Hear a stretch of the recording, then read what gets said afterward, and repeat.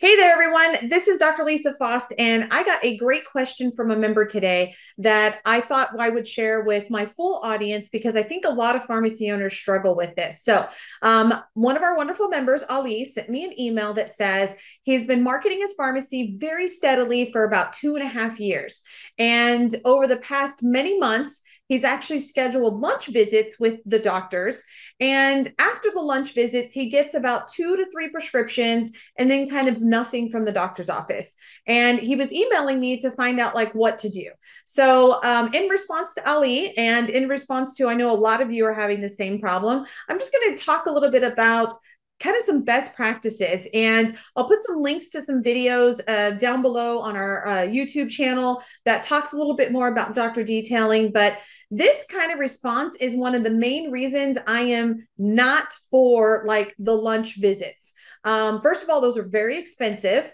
They kind of put you in the same ballpark as like pharma reps. And that is not what you are. You, as a local independent pharmacy, you are a part of the healthcare team. And for some pharmacies, that kind of positioning might be okay. Like I've consulted with pharmacies that have done like high-end fertility and things like that. And, being put in that pharma category might be okay for them. But for the typical independent pharmacy owner, that's probably actually like the death area. That's like the friend zone. You don't want to be put in that zone because they're going to take your free food and they're going to give you nothing back. They're going to walk out of that room and forget who you are. You really want to build long-term relationships with these doctors' offices. And so one of those things like stop doing the food. And if they ask you about it, say, hey, I really enjoyed coming and giving you food, but I'm just a small business like you guys, and I just don't have the $1 billion budget that big pharma has. And so I'd love to continue to give you value, but I just can't afford to buy lunch. Like, just be honest and transparent. Being like that, I think, helps put you in the category back of being as a part of the team, being a part of the healthcare team, being that local business owner rather than some big corporation that just has an endless checkbook. I think that's really important to kind of reset that time frame. You also might find they may not ever mention it. And that's okay too. Like, you don't have to necessarily bring it up, but if they ever ask why you stopped doing food, that would be kind of the quote unquote, excuse and how you explain your way out of that.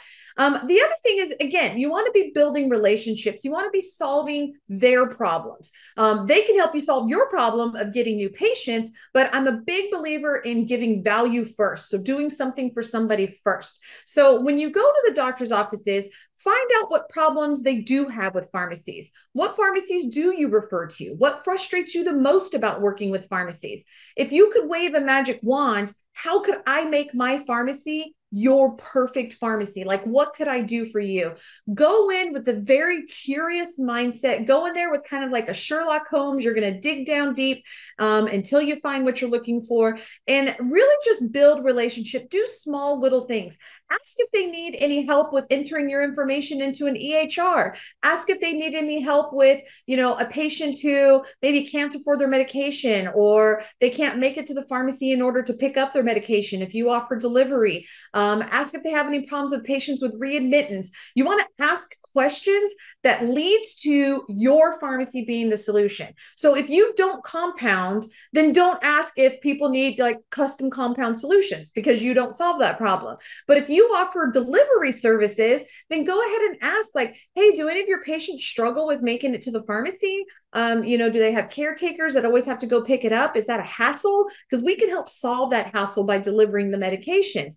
And so I think it's really important you go in there with a relationship, long-term building relationship kind of mindset. And lunches are definitely not the way to do that. That definitely puts you in the pharma and the sales, like what can you do for me today bucket. And frankly, we just don't have the budget for that as independent pharmacy owners. So that is kind of how I would reframe that. The other thing is, it's okay to ask them, hey, I've been coming here for a long time. You've made some suggestions. I've implemented those suggestions, but I'm still not seeing prescriptions from you guys. Like, how can I earn prescriptions from you guys? I would really like to grow. I'd really like to serve more of your patients. Let them know you want the business. That kind of sometimes feels a little awkward to say.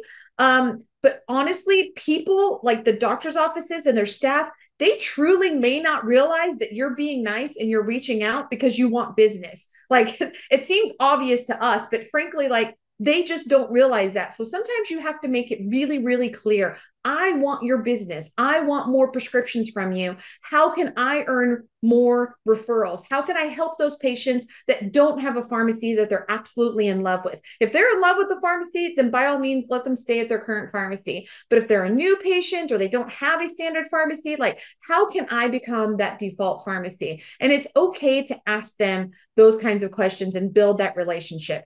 Very rarely have I ever given up on a doctor relationship, but rarely have I given up. I always still maintain that relationship. And come to find out, after owning, pharmacies for years and years, sometimes those doctors that were the hardest nut to crack end up being your biggest referral source because they just took longer to build that trust in you.